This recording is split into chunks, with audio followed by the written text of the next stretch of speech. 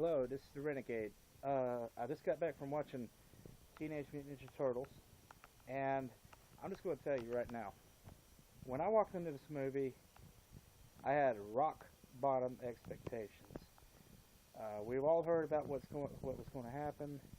That the turtles were originally supposed to be aliens.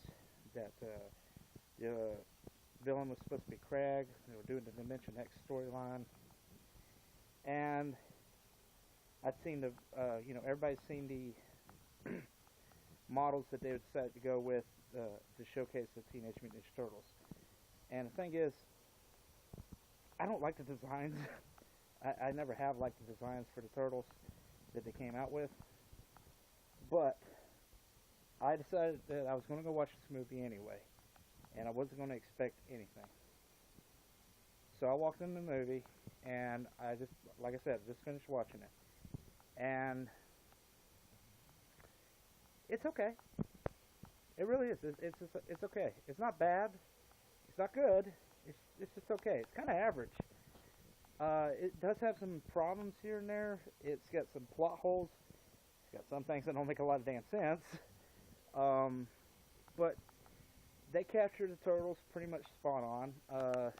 Each one of them is defined by one character trait, so there's not a lot of character development in the movie. But they're done well. Ironically, I think this is probably one of Megan Fox's best performances, as she was really good in the movie, and she's pretty much the main character until you get to the Turtles. Once they come into the picture, it really does become more about them, and that's good because the movie should be about them. But we follow April around quite a bit.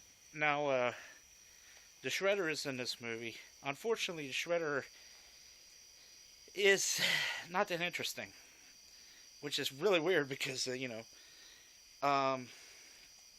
it's the Turtles, man, and the Shredder is always one of the most fascinating parts about him. His relationship with Splinter, his relationship with Krang, his relationship with the Turtles, those are always really interesting, and so he's not that interesting of a villain, to be honest with you.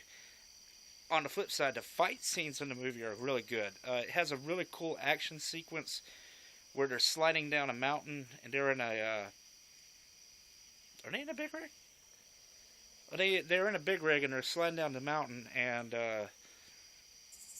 fighting's going on left and right. It's a real fun scene, and there's a few other scenes here and there. I mean, like I said, all the fight scenes are nice. The CGI, it's for the most part pretty well. It's not too glaring. I mean, turtles are all CGI'd, but they're integrated decently well into the movie. Music. I gotta be honest with you. The music in this movie, when I first heard it, I was sitting there, I was like, this sounds like Transformers. It does sound like Transformers. There's also some things in the movie that really aggravated me. The very beginning of the movie, for whatever reason, they got a shaky cam going on. April's just, and it's, April's talking to this guy, and literally the camera's going like this. It's going, it's fucking aggravating. You're sitting there like, just hold the camera still. Nah, I know I may shake the camera a little bit here. I'm taping off a phone, though, okay? I'm working on getting some more equipment.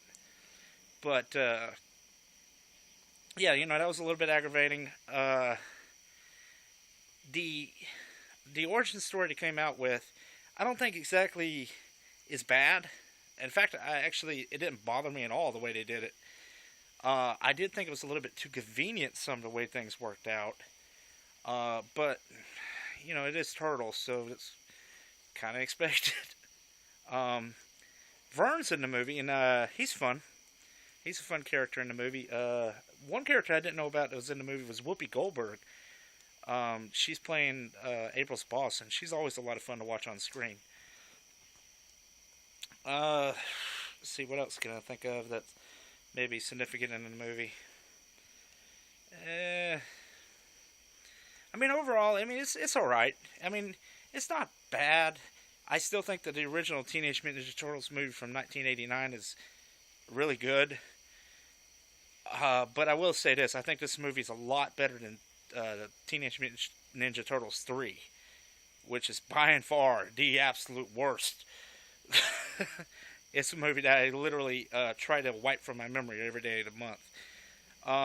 Michael Bay directed this, or well, no, Michael Bay didn't direct this. This came from his studios, and it does have his fingerprints on it in some areas. But I will say this: I've seen a lot of Michael Bay movies, and this is probably one of the more minimalized versions of my Michael Bay movie I've seen. So it's not explosion, explosion, explosion. It does have the big fight scene sequences in it, but they're not extraordinarily drawn out for the most part. They're like I said, they're done well. The dialogue in the movie's alright. The writing, like I said, it has some plot holes. Anybody, if you're sitting there and you're thinking about it, it's got some fucking plot holes in it, man. For one thing, the bad guy's plot, it really doesn't make a damn bit of sense when you sit there and think about it. But then again, it's Turtles.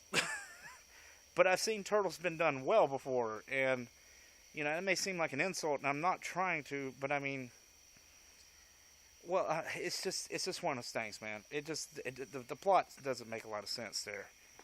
But for the most part, like I said, the origin's done well. Everything in the movie seems to flow pretty well all together. Although things kind of click together here and there because the plot says it has to, but it's just like that. I mean, you can't help it. For the most part, though, I did watch this, and like I said, I went in with rock bottom expectations, and at the end of the day, I have to say, I did have fun watching the movie. I didn't walk out there angry. I didn't walk out there disappointed. I walked out there, and I was like, could have been worse. Could have been better, could have been worse. So, overall, the best I can give it is an average review. So, it's an average. So, if I was going to scale it on a scale from 1 to 5, I'd probably give it a 3. It's just average. I mean, it's got some problems here and there, but for the most part, would I watch the movie again? Yeah, it was a blast to watch. I mean, I'm willing to look past all the plot holes and nonsensical things. I mean, there's plenty of movies I can watch like that. But from an objective point of view, I do have to clarify that they are there. So at the end of the day, yeah, I would give it a 3 out of 5. If you're interested, go see it. It's not as bad as you think it would be. If you're a purist, you're going to hate it no matter what. But if you go in there with an open mind, you're not going to be disappointed. So that's the best review I can. That's the best recommendation I can give you. 3 out of 5. The Renegade recommends that you at least take a look at it. And in the meantime, I'm gonna go see if I can check out what was the movie I just got. It's gonna be a couple of days before I actually review it. Batman Assault on Arkham. Yeah, it's a new DC animated movie. Batman Assault on Arkham. So I'll get that watched, taken care of. And after thinking about it for a while, I'll get the review up for you. So you're looking for about 2 days at least. Also, I'm going to replay a few video. I got a video game review coming. I got to replay the game again because I want to get some final thoughts on it first. But you expect a lot more things coming out of this channel. If you're interested.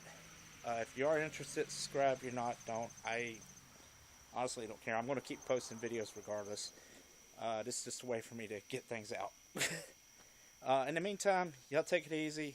And this is the Renegade, and I'm out for tonight. Bye.